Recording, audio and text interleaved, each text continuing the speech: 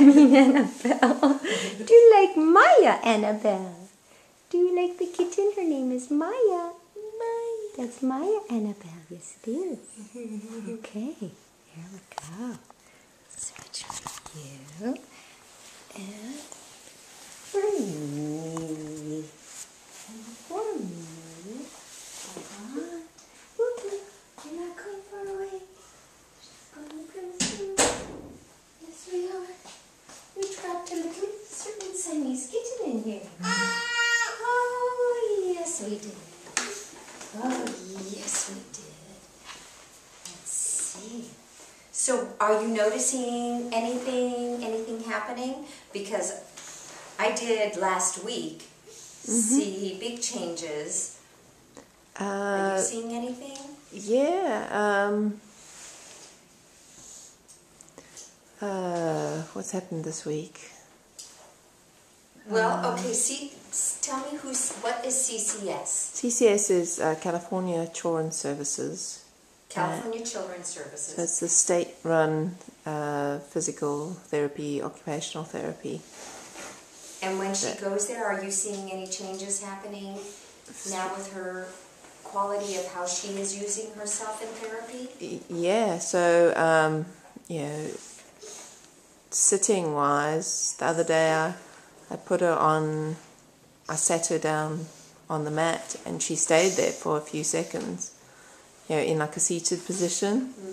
Whereas beforehand she would just bend over and like fold in half really. Whereas now she's sitting up tall.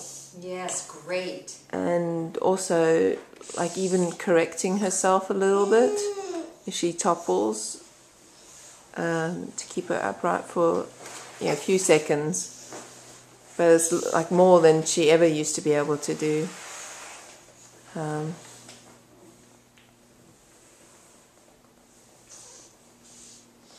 I've never been impressed with the therapy that we get at CCS.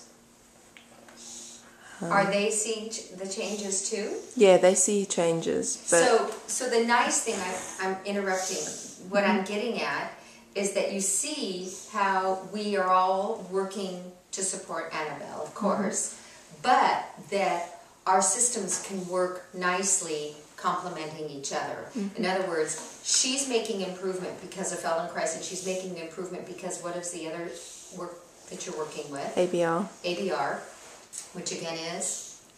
Advanced Biomechanical Rehabilitation. Okay, so between these two, she's really making faster changes than she would if she was just getting only the therapy. And how often a week does she get it? Through CCS? Yes. She gets an hour and a half of PT and an hour of OT. A week. A week, yeah. Right. So you can see that the advantages that Annabelle has, that you are hooking up with other methodologies that are really highly functioning, and work with patterns, and work with the dignity of how you're working with her. I bring that up every time. I bring that up every time about working with someone in a dignified way. That you're taking into account who she is, who you are as a person. And in working in that way with dignity, and as we always say, respectfully, there's so much more growth that can happen. And growth happens on multiple levels. Oh, we have a Siamese kitten. That opens drawers. And Malka just got scared and ran out of the room. Remember that song, "We are Siamese, if you please"? Okay, so she's just one. And she gets into lots of things. Okay, right? Yes. See, Annabelle is becoming sturdier, more stable, stronger, feeling this, right? And this is where we ended basically last week. Oops. Okay? And this is where we're starting off with this week.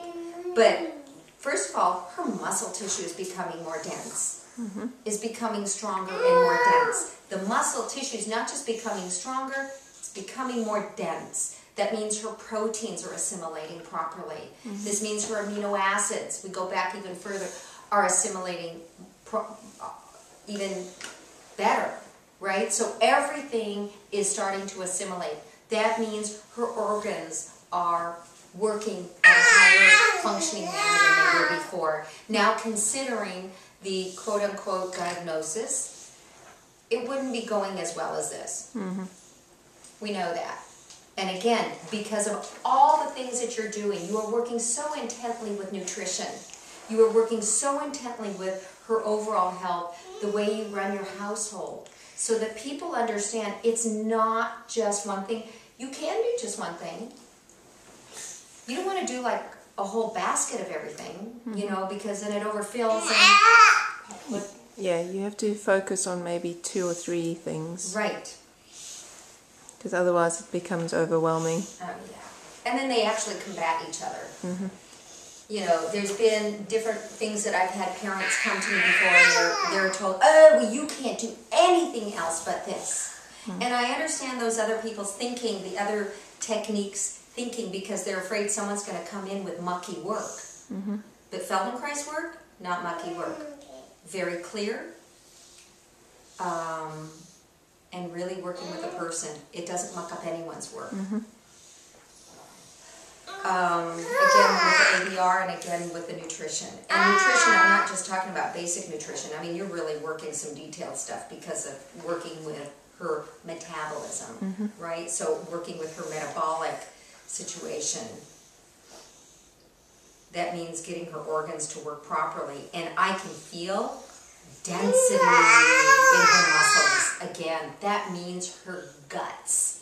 That means guts. What do I mean? Guts is liver, intestines, mesenteric area. Everything is working really nicely to take in the nutrients. And then all the work that we're all doing, our works that we're putting together for her, end up helping her make the pattern. It makes sense. And so instead of where in the beginning where we worked an hour and something, we're not needing to work an hour and something in a row, maybe split up or whatever, because she's getting it. Remember in the beginning we would just repeat and repeat and repeat and repeat and repeat. She needed it. So now watch. Here she'll go into crawling. Right? Yeah. Yeah, hold on, I know. You're a little morning-like, aren't you? Not sleepy, but morning-like. Yeah. You know the other thing she doesn't have so much? Her constant runny nose. What's up with that? Well, that's been gone since we've been doing Vital Stim. Okay, tell me about Vital Stim. So Vital Stim we do at Chalk Hospital, the rehab department. And in May last year, we had a swallow study done on Annabelle, and she was silent aspirating on everything that she ate or drank. And silent aspiration means you don't even know she's aspirating. She's not coughing even, and it's going into her lungs. So that's the reason why she would cry every time I would feed her or try to give her liquids. Because she was drowning basically. Yeah. And none of the doctors or OTs believed me that there was something going on. And then it was highly suggested that because she's silently aspirating, she must get a G-tube. Right, and you said? I said, no, let's try something less invasive. And I'd heard about Vital Stim from our pediatrician. He didn't sign off the paperwork for it, but eventually the metabolic specialist signed off the paperwork for it.